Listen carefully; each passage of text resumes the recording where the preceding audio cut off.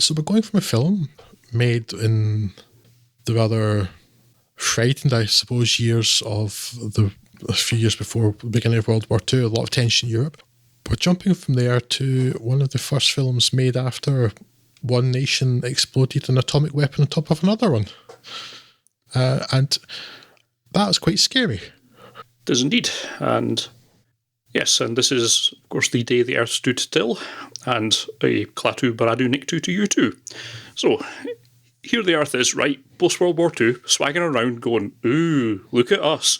We've harnessed the power of the atom to melt people. Aren't we king poops of Excrement Mountain?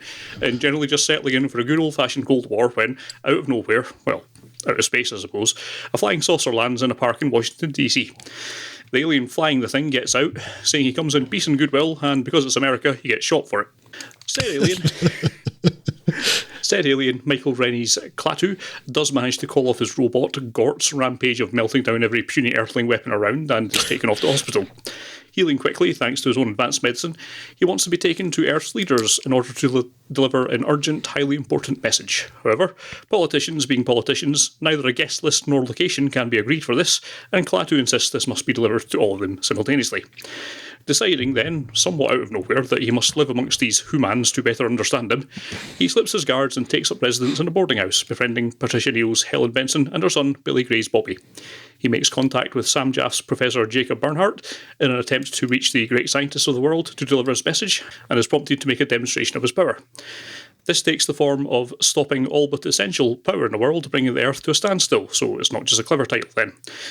This is certainly head-turning, but not completely unreasonably is seen as a touch too threatening for the authorities, who turn their manhunt into more of a preferably dead than alive sort of thing. But, as it turns out, that message is very much stop killing each other, or our intergalactic robot peacekeeping corps will bring you the peace of the grave, so good job on that one, Earthlings. It's hard, at least for me apparently, to recap this film without it coming over a bit trite, but I should point out that I quite enjoyed The Day the Earth Stood Still. It is not perfect. I don't know how an alien should react exactly, but it's probably not like an impatient army officer or a kindly uncle, which seem to be the two poles that Michael Rennie bounces between, and it's perhaps best not to speculate on the finer details of what little is revealed about the aliens, as it's not all that coherent. It is, however, much more interesting as a cultural byproduct of the dawning of the atomic age, and while likes of Godzilla and them, more on quite soon, were arguably trying to process the practical effects of the power of the atom bomb, The Day the Earth Stood Still stands more as an intergalactic extension of the nightmare of the mundanely phrased mutually assured destruction, but with cool robots, which makes it better. It's dated, naturally, although I'd argue that, like Things to Come, this is rather less reliant on then-was-he special effects than some of the other films of the era, or indeed this episode, and by spending most of its time holding a mirror to humanity, it does retain some relevance to this day. Short of a contemporary Cold War setting, it's perhaps a little harder to understand quite the context for it, but perhaps the unwanted refresher course from Trump's sabre rattling brings it back to some relevance, so thanks for that. Maybe not quite essential viewing after 60 years, but it's a pop cultural milestone that's held up surprisingly well, and again, a worthwhile watch for anyone interested in the history of the genre. This was the only film on this list that I had already seen. This was the one. Likewise, yeah.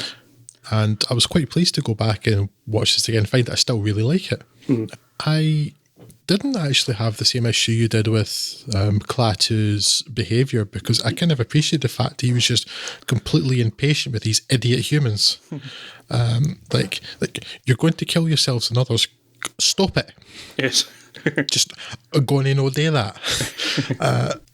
So yeah, I appreciate his impatience, because he's kind of bewildered as to why they love war so much and like do not understand that it's not in their best interest and stuff. And it's like, you know, where there's problems to me, because that's happening in like a day and a half. Yeah. And like that impatience maybe should have come out a bit of a kind of expanded time frame, but that's a minor issue. It's really interesting.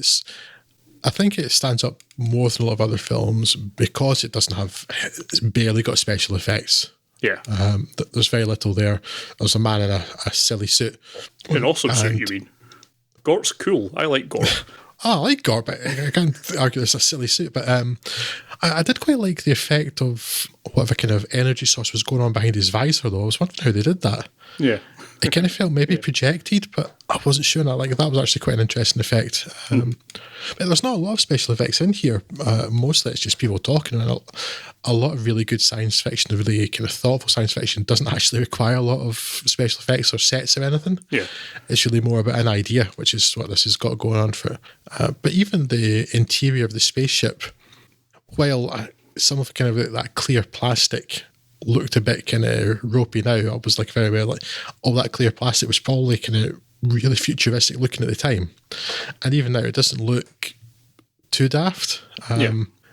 Whereas you look at 1970s science fiction, it's particularly bad for it, and actually kind of some late 60s stuff like Star Trek, the original Star Trek series, where everything's got blinking lights. Yeah. And they look horrendously dated nowadays, because what's the function of these lights? Lights mean future, do they? Yes. Okay, whereas this hasn't got anything like that at all. It's got kind of a screen and some buttons and stuff, but like it's kind of restrained, and actually I think it holds up much more better than stuff that's considerably newer. Yeah. I don't have a great deal more to add to that. Actually, I really like it. What I will say though is, while as a general, I much prefer any film posters that aren't modern ones, because modern ones are all terrible. And all basically the same poster, same like selection of half a dozen posters nowadays, and have been for 20 years.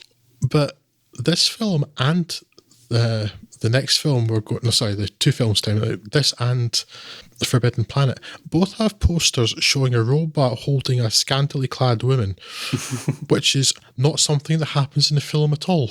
Yes. Why is that the poster? Well, I feel genuinely offended by that. I know why it's there. Well, I know why, but yeah, it's not acceptable. Yes.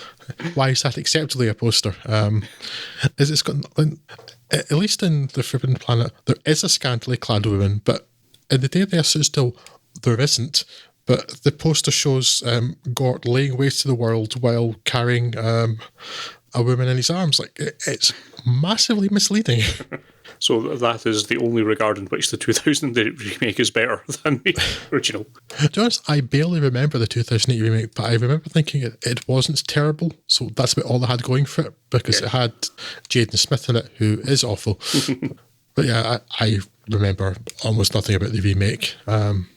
So fortunately, it hasn't sullied the original. Klaatu Baradu Nikto then.